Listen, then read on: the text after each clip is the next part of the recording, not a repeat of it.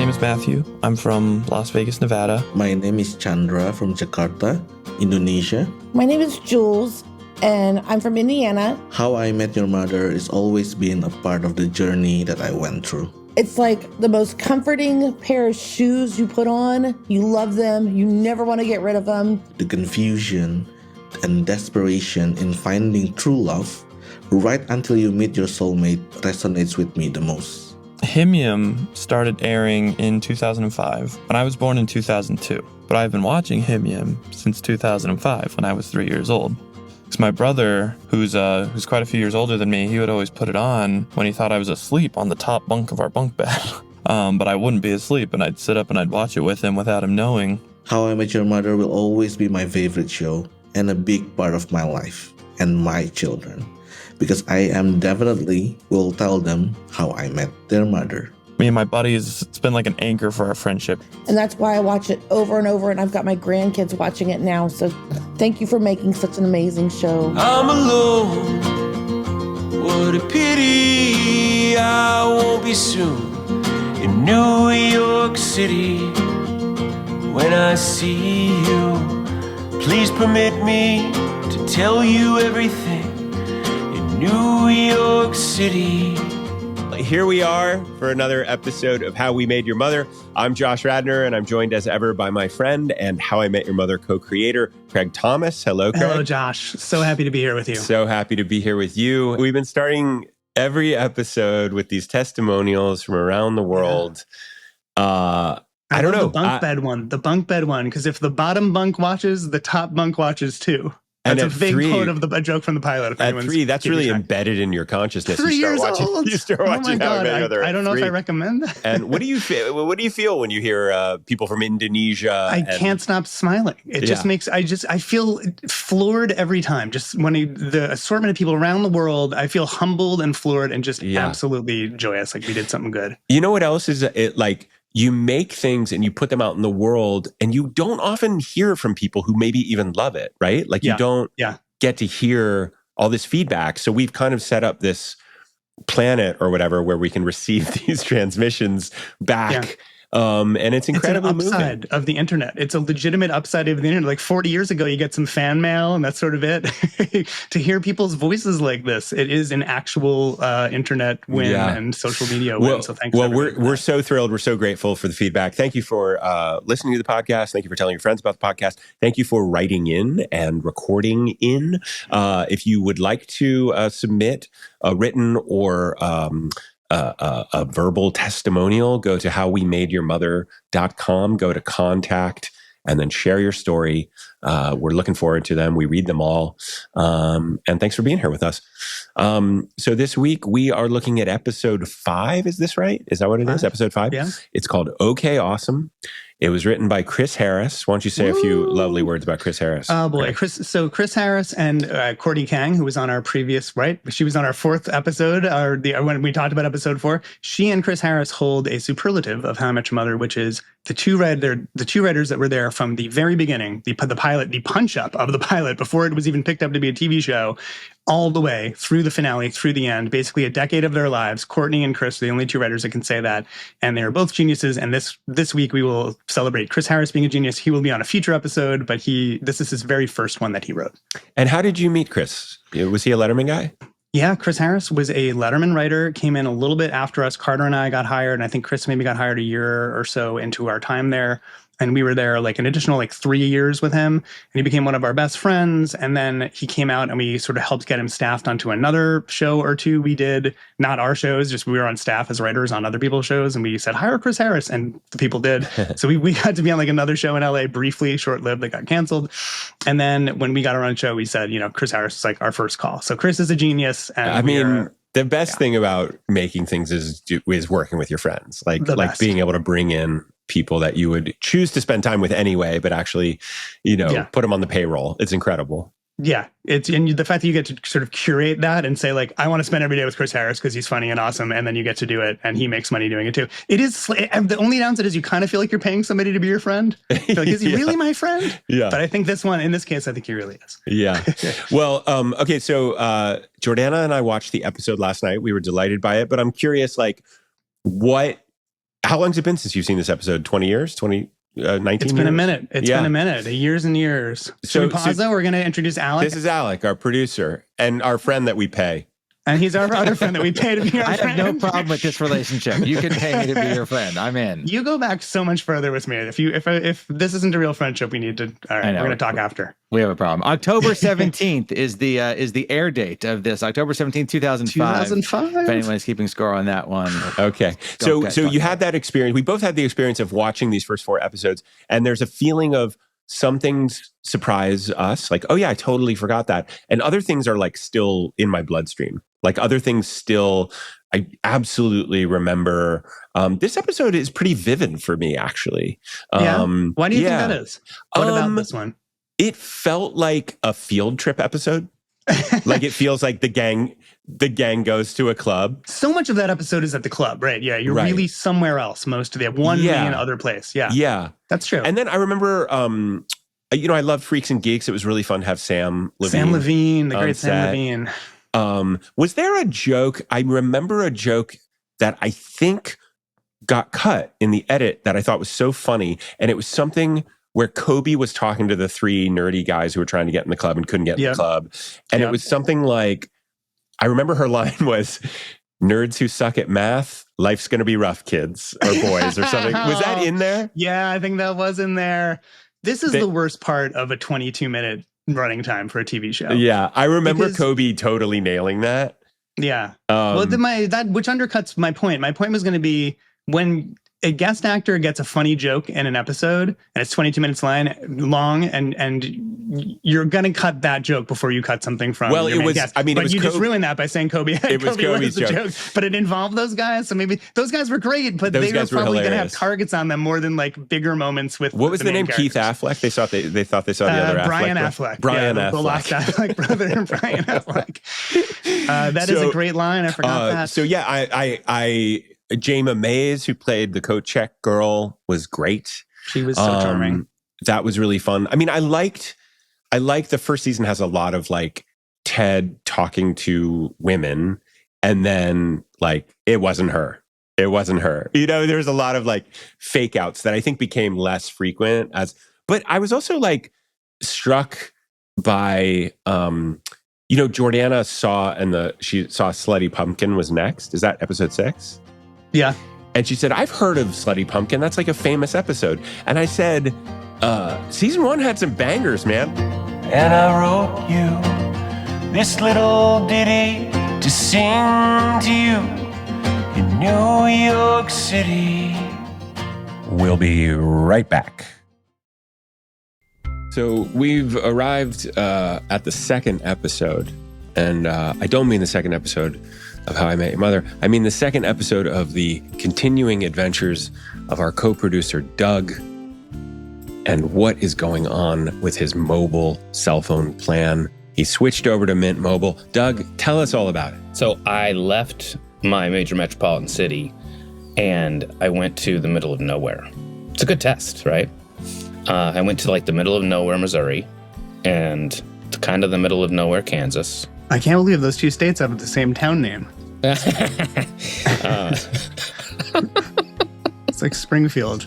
I had to drive between small towns. I was going from farm to farm, basically. Sure. And I had exceptional coverage. So Mint Mobile, great coverage in urban areas and great coverage in the 2 towns of middle of nowhere, Missouri, and middle of nowhere, Kansas. So Doug, when you're done with this experiment, when you're done traveling the country, just seeing how things work, are you going to go back to your old plan or stick with Mint Mobile? I'm sticking with them. Check this part out.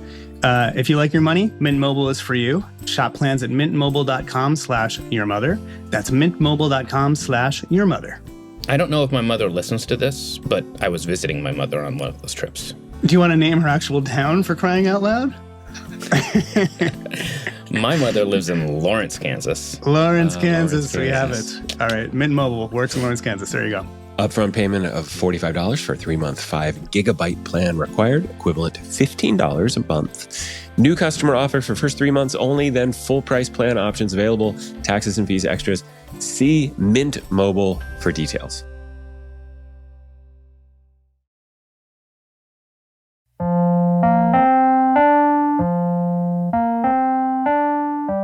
And now, back to the show. Where did the jumping out the third floor window come from? I love that. That sort of surprised me. I forgot about that. It's really one of our first usages of the like completely unreliable narrator. I mean, even the narrator kind of calling bullshit on himself, just kind of being like, I don't know, this is how it was told to me. I don't know how this could have happened. And then I love that we double down on it and Lily jumps out of a third floor window. I know. They would have broken their legs. Yeah. And I think that was just us delighting. There's a few moments in this one where I really remembered us in the writer's room delighting in getting to use the narrator to fuck around with stuff. Yes, including the idea of completely forgetting to set up the temporary crown that Marshall had. And just, I remember when we got up to that idea later in Act 3 of the show, or wherever it is, we thought, we have to go back in Act 1 and find some ham-fisted setup for that. And then we went, but when people tell stories, they do that all the time. They go, I should have said that at the beginning. Yeah. And we decided to just have future Ted fuck up his own story and not have planted that earlier, just because that's how people really tell stories. It feels a little bit like you guys are like discovering you have like other superpowers, like narrative superpowers at your disposal. Saget got to be very funny. Future Ted got to be funny in this one. And I really I remembered being giddy about that in the writer's room. Yeah.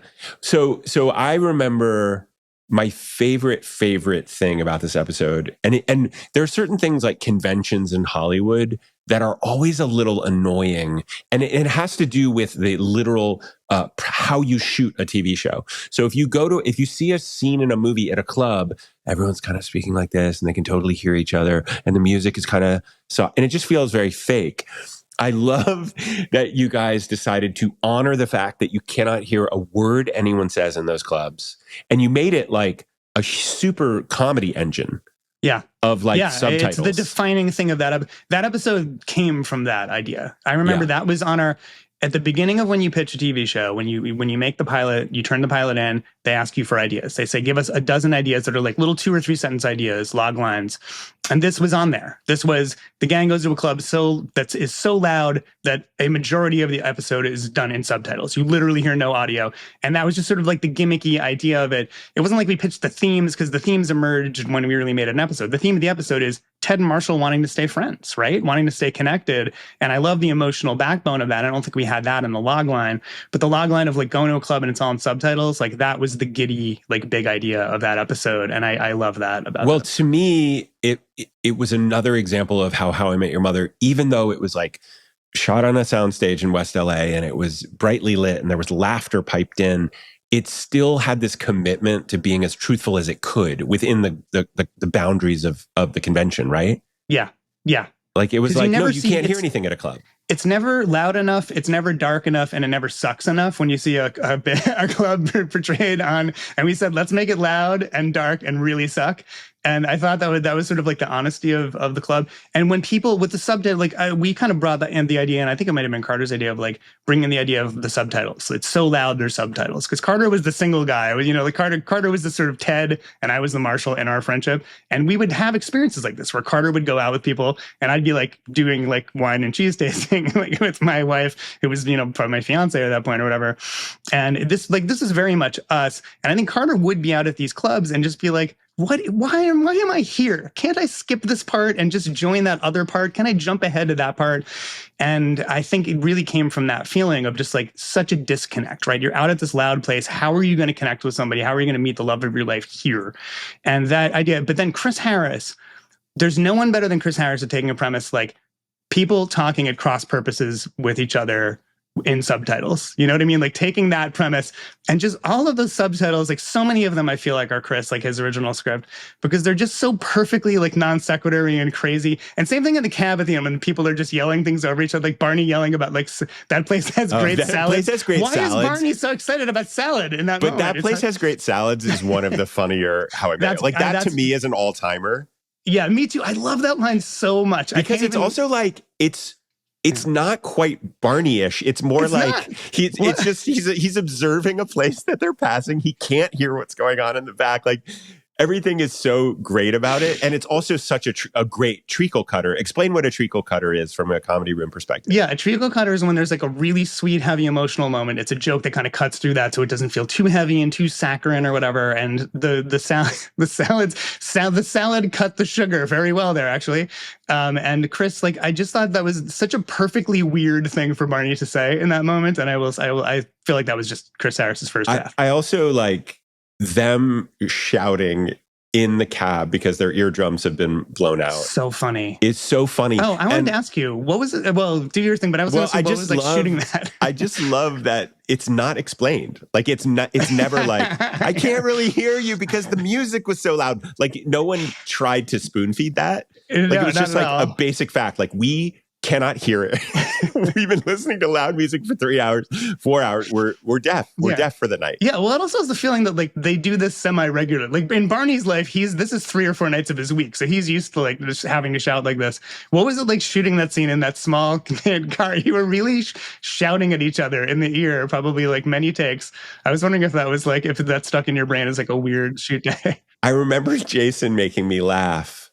Like, I don't know, Jason had a way of, when he was asked to do something strange, he would do it in such a committed way, but he was also like trying to make you break. Like he was invested in getting you to break. And I'm a breaker. Like I'm not stone faced. Like if you watch the blooper reel, like I'm often the first to go.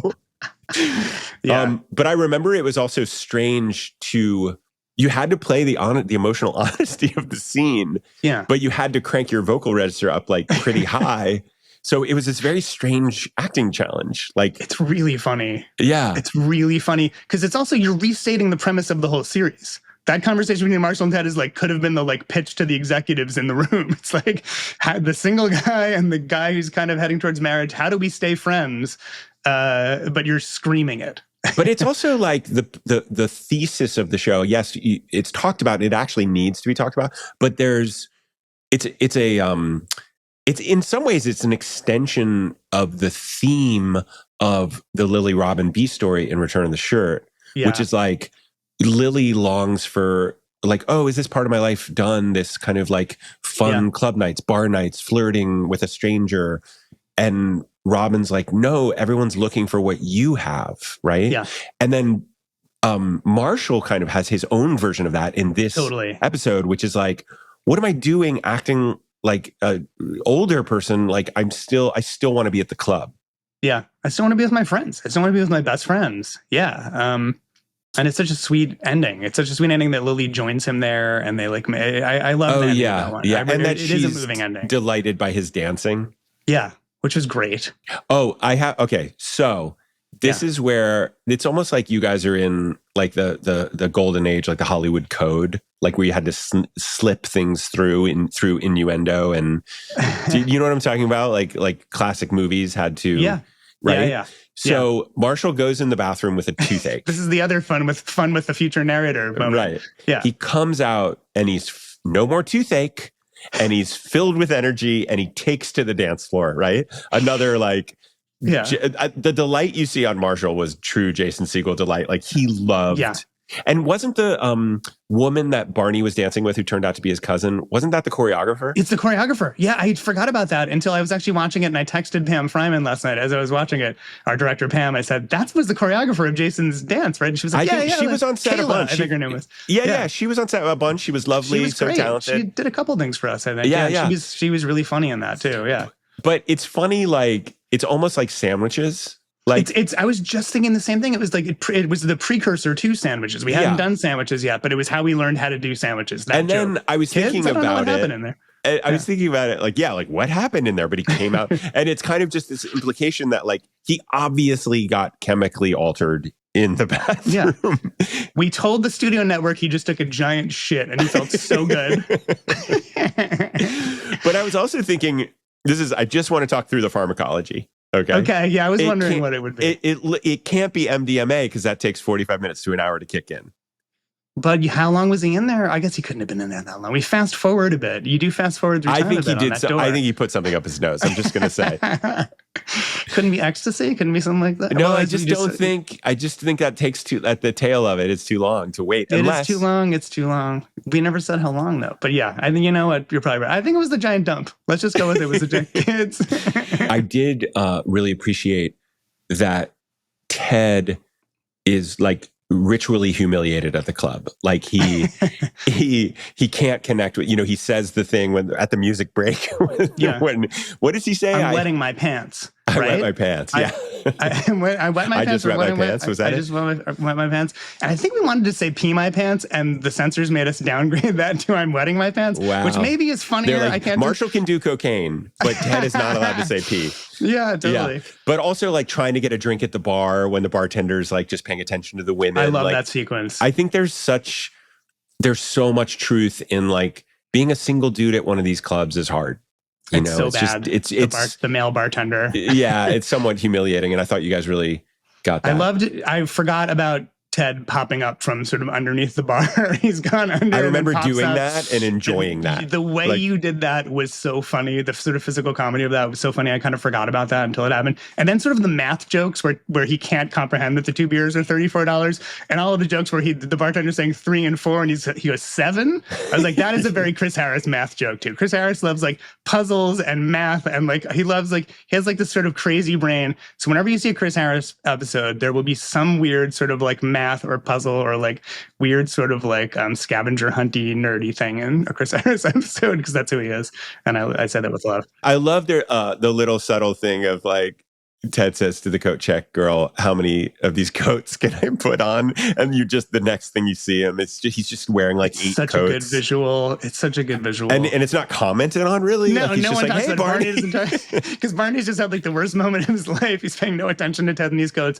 It's so funny. I feel like that was probably, I feel like I'm going to give Chris Harris credit there too. Like I've got to put on all the jackets. It was almost like, it's like a Letterman bit. How many jackets can a guy put on and walk down the street? Like it was like, it's such a Letterman aesthetic. And it's part of like Ted's goofy charm. Like totally, like he's kind of like looks around the space and he's like, how can I charm this coat check gal? Yeah, like it's very clever. I got an idea. Can I say something about the Ted evolution here? This is now our first Tedvolution. This is our first Tedvolution. He's sort of calm Ted with the coat check girl, right? We have romantic. You get denied. You put your heart out there. The second one, you're kind of long to go for a ride. Here, you're shuttered in there in the little coat check room with the girl, and it's kind of just here's just Ted with a girl who likes him. Yeah, here's just a nice little calmer moment for him, for us to see. Yeah, flirty simple guy. Yeah, that's true. It kind of goes back to some of the frustration I know that I felt with Ted, but other people might have felt with Ted. Is like when he said, "I think I'm in love with you" to Robin. It's so frustrating because up until that point he was playing it perfectly. Right, he was. Like the thing about Ted that like you got to admit, like he actually has some moves. He definitely does. He has some like good moves. He doesn't have Barney moves. He has like. He has like the kind of like, oh, if I can just get this person in a corner to talk, I'm going to do okay. Yeah. He wasn't great. He's not great walking into a big thing and trying to. He needed a quiet corner. He needed a quiet corner. And that's what he found with in the coat check room. Yeah. Is a quiet corner. No, he's industrious. He's inventive. He's very charming on his feet, but then he sort of goes one too far, except he didn't this time. Yeah. And yet I love that at the end of the episode, we just ruin it for no reason. I think it was, we were just so enamored with the narrator just fucking around in that episode that she wasn't just like dismissing with, there was a certain kind of like punk rock weird bravado to that, just like dispensing with her in that moment. We could have left that open and like brought her back. And she was delightful. You could have brought her back. She was delightful. It was clearly we were just like kids in a candy store. We're like, we can use the narrator to do crazy stuff. And so we just like dismissed her without explaining it. We mentioned her again later in the series. But it was funny how much we closed that door in that moment. I can't quite tell you why, other than we just wanted to play around. I don't know. I loved freaking tannins. And I remember Jason always had this thing of like, he would do these line readings that were so strange. Yes. He would do like, it was like Chris Walken, like he would stress weird words. Yeah. And I remember him going, freaking tannins or something like just it's kind not of like exactly how it's not the way 9 out of 10 actors might do that. Exactly. I remember saying this to him once, and I was saying this when you were talking about his line reads earlier, his just how he played things. And I remember saying to him once, like, how do you find those twists on things? Because like people would come in, any other actor would come in and say that probably mostly a certain way, and you find this other way. And he said, I can't stress this enough. I just say it the straightest way I think it should be said. He's told like, in me other that. words, he literally is the twist. He's the twist. Yes. He's not trying to do the twist. He is the twist. Quan Fong said that to him. He said, you always do these weird line readings. And He's I like, love no, them. I don't. I just do a reading. And he was always like, that's literally how I hear it in my head. 100%. He said it so many times. He'd say, I can't accept that compliment. This is the only way it can be said. I'm trying to be like a good, straight, boring actor. Yeah. I'm just giving you the way you wrote it. And we're like, no, you're not, but it's great. But then Allie echoing it was really funny. Yeah, really funny. She's very charming and good in this episode. She's really great. So many like really assured, funny. I gotta say, we just paid Jason a great compliment. He's just so naturally unique. He is not forcing being eccentric. He just is in the best way. I'm watching these episodes so far. I'm so struck by how important Allie/Lily. Yeah. How they, those two people are like, she's so important on the show. She holds this moral center along with Ted, right? Yeah. But she is the moral center to Ted. If Ted's the moral center to meet the guys, Lily's the moral center to Ted and sort of is like the moral center for the group.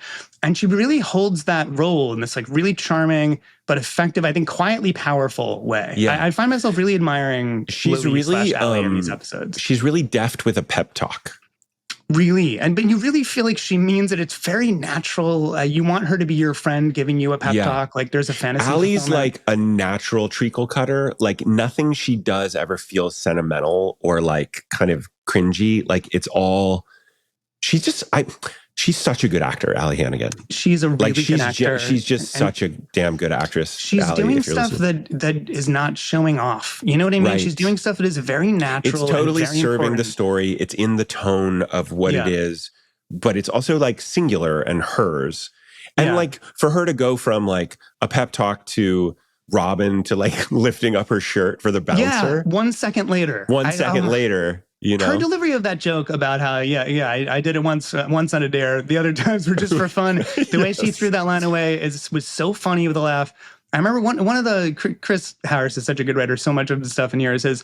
I remember like, I think I might have pitched that VIP, like the pee in the gutter joke. I'll take a pee in the gutter over Julia Roberts. I think that might have been my line, but I say that not to take credit for the line, but like, I think that was a funny joke because of Alyson's reaction after the joke. Like the joke's okay, but then Alyson has that moment of like, that sounded fucking weird, and has like this incredibly charming natural laugh with Kobe, who also gives like the realest Kobe laugh. If you listen to how Kobe laughs as they share a laugh together in that moment, that's Kobe's real laugh. Like that's how she sounds. She has this wonderful laugh. And I just remember like watching this last night, I was like, those are the moments. Those are the moments. It's not like it was such a great joke. It's like those actors finding that moment together and finding that look and that laugh. Like, it's just wonderful. And that's kind of goes back to you saying how you guys made that decision to actually like laugh and react to each other. Yeah, like I think it was one of the beings. most important decisions we made, like Huge. as a group, you know? I've been thinking about it every week. I also want to say that Kobe, I felt like her plotline, Robin's plotline of like, I'm a VIP and then kind of getting brought back down to earth.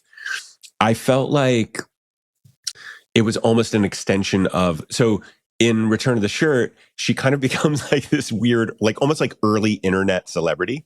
Totally. Right? Because she like fell in the in the horse poop. Absolutely. It was, that's what it was. But she's also like, when you're in your 20s, I think it can be really dangerous actually to have too much success in your 20s. Like your 20s are a time of like building. Right? Like it's foundational. You're putting the scaffolding up.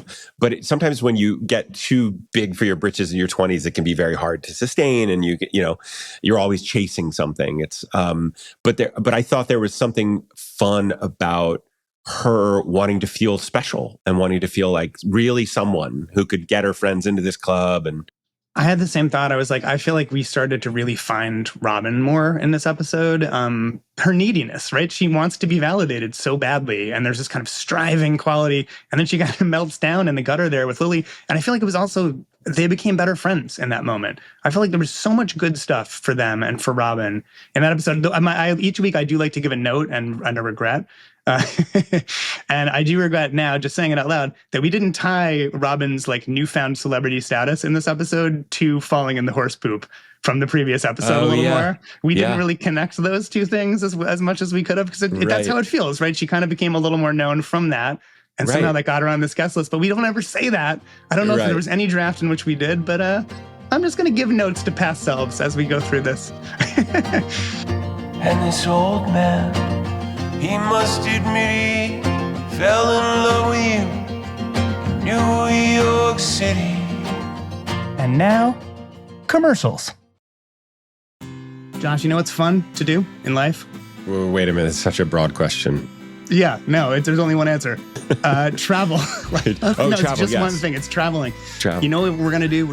This very podcast, we're going to take it on the road. We're going to travel it. We are taking our podcast back to our alma mater. Carter Bays and I, co-creators of How Much Mother, we went to Wesleyan University in Connecticut. We loved it there so much. I met my wife. I met Carter, my writing partner, and that we made the backstory of our characters, Ted, Lily, and Marshall, on the show, that they also went to Wesleyan. So we're going to go do a live episode in Middletown, Connecticut, at our alma mater, Wesleyan University, and I think it's May 24th or something like that. We'll be there. I'll be with you. You're coming with. You're finally going to go to real Wesleyan. You've only been at pretend Wesleyan on a TV show. Well, I looked at real Wesleyan when I was scouting colleges, but I also I wonder if they're going to surprise me with an honorary degree. Do you think? Who's listening from Wesleyan? Where's my? I'm probably the most famous fake Wesleyan student in history. By the way, you should get a business card printed up that says just that. What are you going to be doing with your home while you're gone? I have this master plan I feel pretty good about, where it's just going to sit there doing nothing and making me no money. Craig, you really should host your home on Airbnb. Your home might be worth more than you think. Find out how much at airbnb.com/host.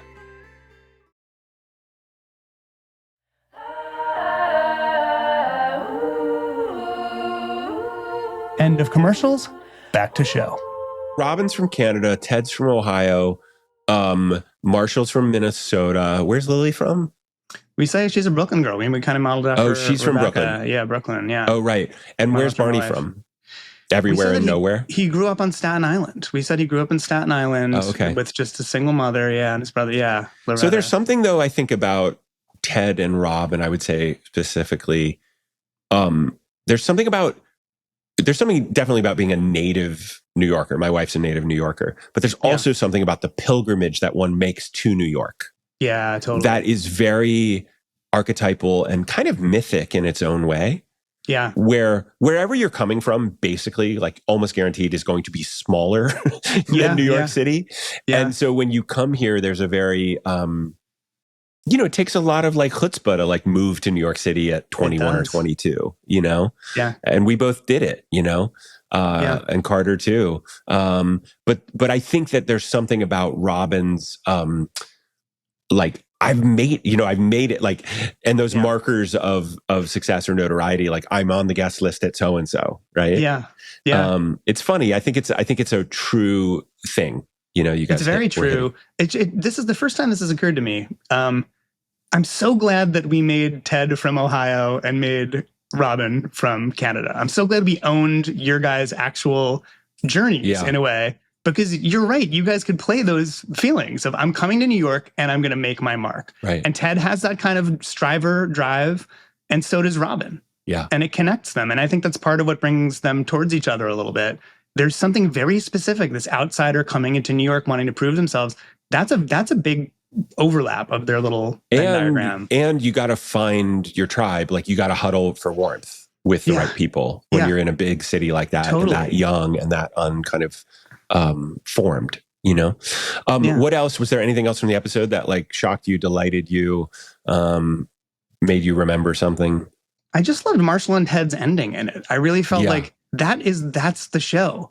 Yeah. Ted saying, don't worry, I'm going to catch up to you. You keep doing that thing. I will be there at that thing later. You don't have to miss me so much. I have to go out and do stuff that's this stupid to get where you are. And Marshall kind of saying like, I can't wait. We're saving you a spot. at the cheese party. I wanna bring in Jordana's question of the week, but actually we have a lot of questions and people are listening to this now. If you've submitted a question or you want to ask questions, we have bonus episodes coming later in the week where all we do is we answer your questions. There's a lot of them about the production, about how we make television and the nitty-gritty details, and we'll get to those in the bonus episode. But Craig, could you just quickly point out here that you are a hybrid single camera multicam that allows you to do that bar joke that you could not have done. King of Queens couldn't have done that. Cheers couldn't have done that because there isn't that floating camera that could have picked up that kind of bit. Can you just go into the details of that for a sec? Yeah. So we would shoot over 3 days, and we would sort of block and shoot within scenes, and then that gave us the time to get a little bit cinematic. So if you're just shooting sort of this proscenium kind of old school sitcom, multi-camera, like a few cameras sort of around essentially a theater play, you're filming like a little stage play. But when you do something like getting into that bartender's point of view, where you're sort of like panning over those women, and Ted is trying to get his attention, and then he's jumping back forth. That is more like we're making a little movie there. And that is the kind of thing we had sort of the time and production space and set design to be able to do. That's what the hybrid sort of format got us, that sort of thing. And also like just all of the jokes, all of the sort of subtitle-y stuff, like all of that would have been hard to do with an audience. It's sort of like, I actually had a question, Josh, like, do you remember if you were actually shouting all that stuff or were you miming it? No. We were shouting it. You really shouted it, right? Yeah, we were really shouting it. We brought it all in. And it was a little humiliating to go like, I hump dolphins or whatever. And I guess you can sort of hear it in the background. So I expected you would say that. And you really were shouting it at the top of your lungs. Right? There was not music playing while we were shouting. That's the other awkward thing people don't know. You can't be playing music. And so you're just imaginary. The only music we really used in that episode was that one sequence where it's like bump, because you guys needed to play between those beats, and so we actually did pipe in that little one cue. But you would for the extras, and whenever we were in like dance sequences, they would play some music to like give the vibe to the extras. Beginning of this, right before the take started, and you had to keep that beat in your head. Mike Shea, our first AD, our beloved first AD, he would always say, what did he say? I'll have to ask Jason because it used to make Jason laugh so hard, but he'd say like, come on, people, sexy dancing, or what he would just say, very sexy. Guys. Guys. This better. Guys. Yeah. I just want to call out Dove Like War and 3A_620_ who both wanted very much to know how you shot that scene and whether you were screaming and whether people were talking. So there's your answer. We do answer questions here and also on the general question. Yes, indeed.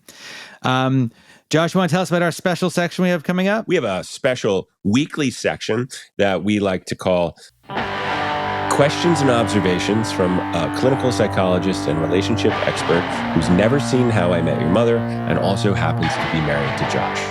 We're going to hear Jordana's question right now.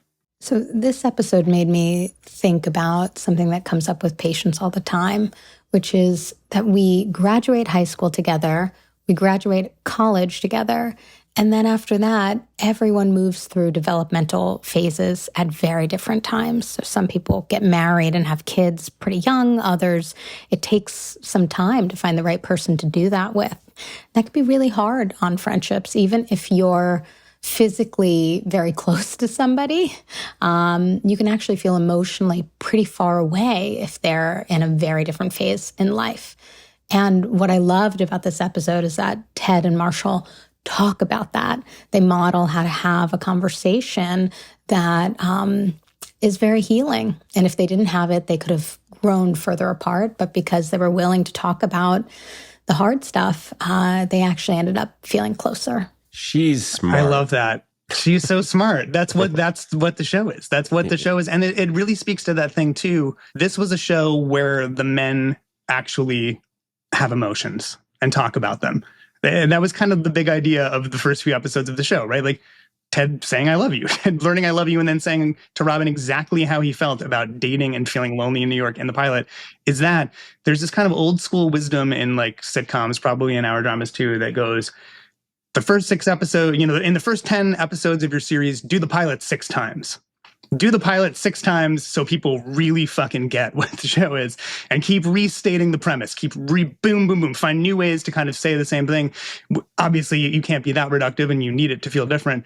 But I love that she's highlighting what this episode really was about and what the whole first season was about. And that's what it is about. How do these two guys stay close if they're best friends in completely different worlds now? And that's what motivated everything so far in season 1.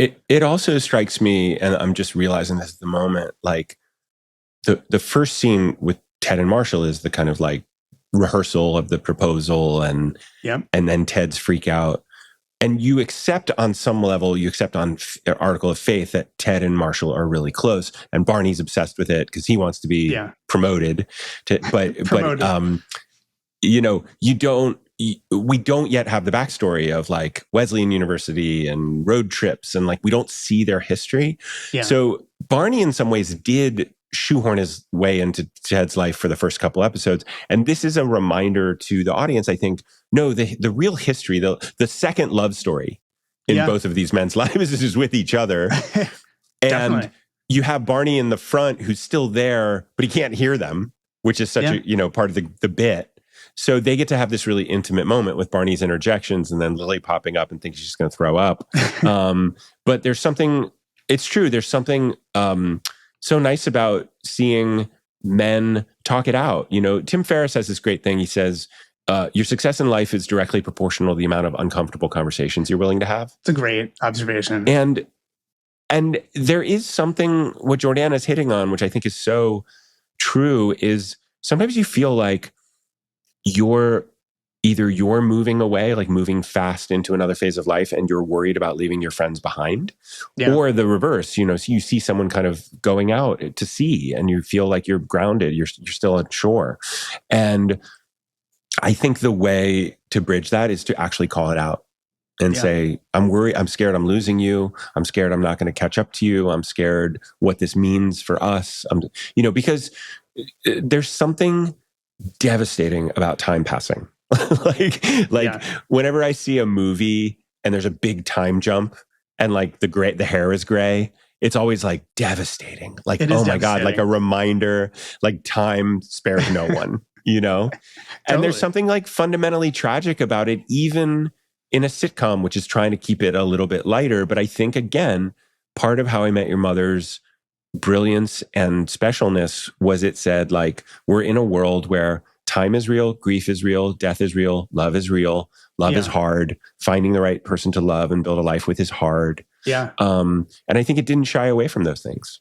Yeah, totally. And it's so real to Carter and my friendship and partnership as writers too. Like we were living the exact same life. We had the same job. At one point when we were writing for Letterman, we lived in the same apartment and then went to our job at Letterman and worked all day and came home to an apartment we shared. And then we did How I Met Your Mother. And we had a very similar life, except in this one huge way, where I was sort of the old married couple at this young age, and he was out there being single and doing all of these things with all these other friends. And I think just writing about that, like that sort of fear of like disconnect, like we're writing partners, we're very close friends. How do we keep that? And like, I don't know, writing those scenes were sort of therapeutic, I think, for us. And it definitely was like something we both felt and we're working through, I think, in our own lives. And yeah, it was cool to see that. It was cool to remember, like, yeah, that's what the show's about. That was that's season 1, that's the big dilemma. And no matter how crazy the show got, there was always at least some little reminder, especially towards the end, that like, this is our hearts, like pretty much on our sleeve. Like, this is a sincere show. Like, we mean it.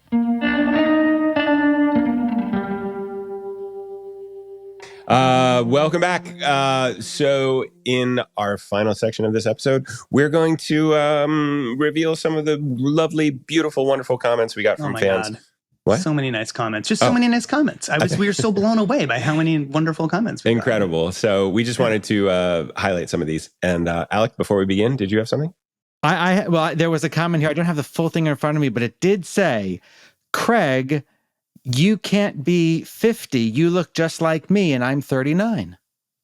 And you didn't think to send this to me? No. Is the implication that I look ancient? Is that what she's saying? Picking that up. I'm sure that's what it was. It might have was been. Definitely it might have been. Craig, you're also really funny and smart.